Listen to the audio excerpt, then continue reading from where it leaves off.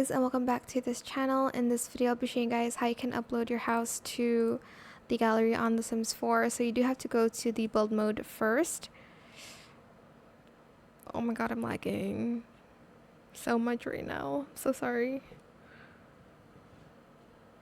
Well, you're going to go to build mode and there will be like an uploading cloud up here. I can't show you guys. Oh, it's actually here.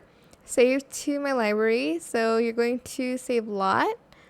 And then here you can rename your lot here. You can either like upload it or just save it to your gallery. If you don't want to upload it to the gallery, you can just save lot. You can also kind of edit here how many beds and bedrooms there are.